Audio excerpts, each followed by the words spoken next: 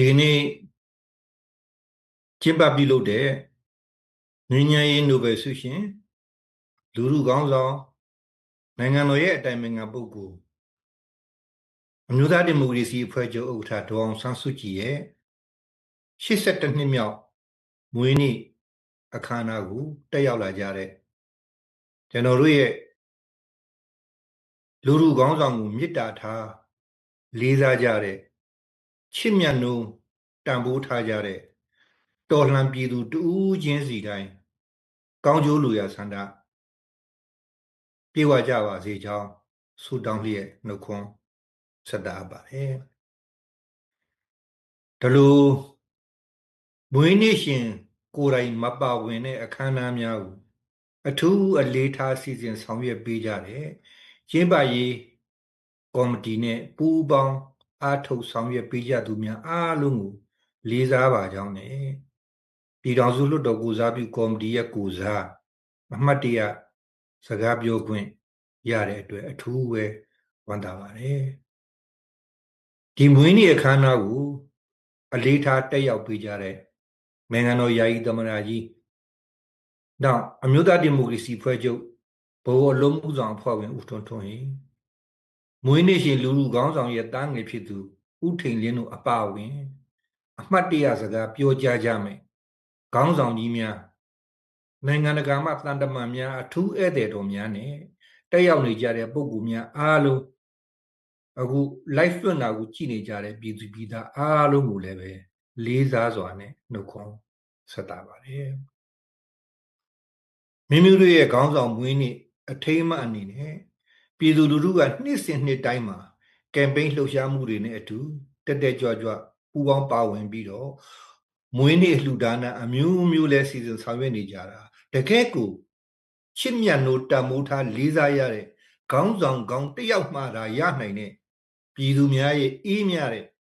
မေတ္တာတရားများကိုဖော်ပြတဲ့လှုပ်ဆောင်ချက်များပဲဖြစ်ပါတယ်ပြည်သူအကျိုးကိုသာလိုလားတဲ့ပြည်သူခေါင်းဆောင်ကောင်းတဦးရဲ့ပြည်သူများအကြားကစကလုံးများနဲ့ဖော်ပြဖို့မစွမ်းတာတဲ့အပြန်အလှန်ထားရှိကြတဲ့ချစ်ချင်းမေတ္တာတတ်ပဲဖြစ်ပါတယ်လူလူခေါင်းဆောင်ဟာခေတ်ဆက်ဆက်အကြမ်းဖက်စစ်အာဏာရှင်များရဲ့အညှိုးကြီးစွာပြစ်မှတ်ထားခံခဲ့ရရုံမကအခုချိန်ထိတောင်ဘယ်နေရာမှာဘယ်လိုပုံစံနဲ့ဖမ်းဆီးခံနေရတယ်ဆိုတာပြည်သူတွေအနေနဲ့မသိရှိနိုင်တဲ့အလွန်ဆိုးဝါးလာတဲ့အခြေအနေများအောက်မှာရှိနေတာဖြစ်ပါတယ်ကောက်ကျစ်စိမ့်လဲတဲ့အကြောင်းပြချက်များနဲ့မတရားဖမ်းဆီးခံထားရတဲ့မိမိတို့ရဲ့ခေါင်းဆောင်တဲ့အတူနိုင်ငံရေးအကျဉ်းသားများအားလုံးလွတ်မြောက်ရေးဟာမိမိတို့အားလုံးရဲ့တူညီတဲ့ရည်မှန်းချက်တစ်ခုဖြစ်ပါတယ်ဒီရည်မှန်းချက်ပြည့်မြောက်ဖို့ရာဟာလည်းမိမိတို့အင်အားစုအားလုံးက